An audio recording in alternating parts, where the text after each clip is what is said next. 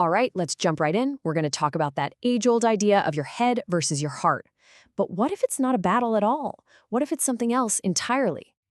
You know the feeling, right? You're facing a big choice, and it feels like there's this internal tug-of-war going on between pure logic and raw emotion. But here's the thing. What if that whole picture we have in our heads is just completely wrong? Well, it turns out the reality is way more interesting. This isn't some competition.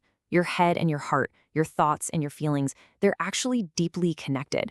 I mean, they're not just influencing each other from a distance. They are true partners, shaping every single way you see the world. Okay, so to really get this partnership, we have to start with a pretty fundamental idea.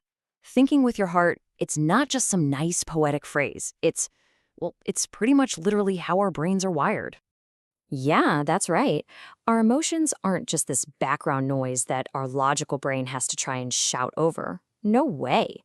All the research shows they are active, essential players in how we think. They're helping us decide what to pay attention to, what things we're going to remember, and you guessed it, what choices we ultimately make. So let's get into the nitty-gritty here. How exactly do our feelings frame the choices we make, especially when the stakes feel really high? Think about this for a second. Why does losing $100 feel so much worse than the good feeling you get from winning $100? I mean, the amounts are identical, right? But that emotional punch is completely different. The sting of a loss just feels so much more intense than the joy of an equivalent gain. And listen, this isn't just you being a pessimist. This is a core feature of how we're all built.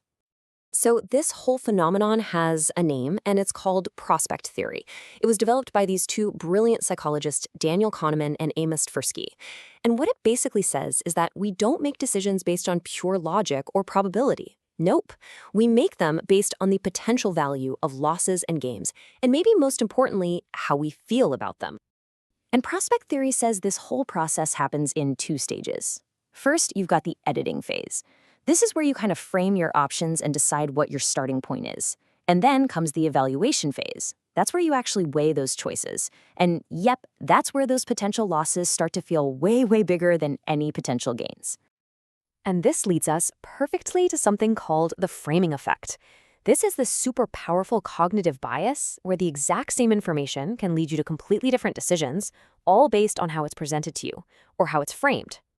Just look at these two options. They describe the exact same outcome, but which one feels better? I bet most of you are leaning towards frame A, a 90% survival rate. Why? Because the word survival just feels good, right? It triggers a positive emotion. Meanwhile, mortality triggers a negative one. Our decision gets swayed not by the facts, but by the emotional frame wrapped around them. This happens because our brains are constantly doing this thing called mental accounting. We're subconsciously putting our choices into different mental boxes, framing them in a way that maximizes the good feelings and minimizes the bad ones, like pain and regret. It's like your mind has its own little emotional accountant working 24/7. Okay, here's another one. Have you ever held on to a failing investment way, way too long just because you didn't want to admit it was a bad choice? We've all been there, right? That is not a logical financial move. It's a purely emotional one. And what's driving that is something called cognitive dissonance. That's the mental discomfort, that cringy feeling we get when our actions, like holding on to a losing stock, clash with our beliefs, like, hey, I'm a smart person who makes good decisions. So to avoid the pain of admitting we made a mistake, we might just double down. It's really our brain trying to protect our ego, even if it costs us actual money. But here's the thing, this influence goes way beyond just these big, high-stakes decisions. Our emotions don't just show up for the main event. They act like a constant filter on everything our mind does. The ripple effect of our emotional state is just enormous. It colors our perception, it shapes our memories, and it fundamentally changes how we process the world around us, every single second of every day. I mean, this emotional filter really does shape everything. It directs what we even notice in a room, that's our perception and attention. It has a huge impact on our learning and memory, which is why some experiences stick with us forever, while others just fade away. And of course, it's at the very core of our mental health and our overall well-being. It's the foundation of how we experience life. And here's a really cool example of this in action. Did you know that your mood can actually change whether you focus on the big picture or the tiny details? Studies have shown that when you're in a positive mood, you're more likely to see the overall gist of a situation.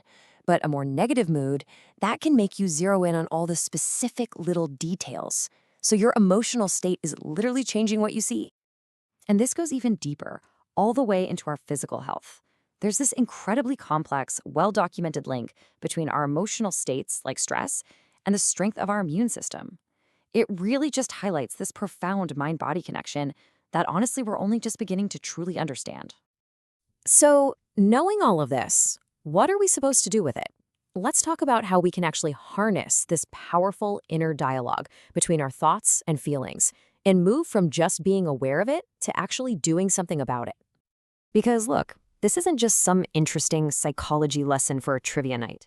Understanding that your feelings are actively shaping your thoughts is a seriously powerful tool. It gives you the chance to just pause, check in with yourself and ask, wait a minute, am I seeing this situation clearly, or is my mood right now coloring my perception? Ultimately, it all comes down to this one key insight, this one big idea. Emotions are not mere byproducts, but active participants in shaping our cognitive landscape. So, I'll leave you with this question to chew on. Now that you know your feelings are a co-pilot and not just some passenger along for the ride, what choice, what decision from your life, big or small, are you maybe going to re-examine today? Thanks so much for joining me.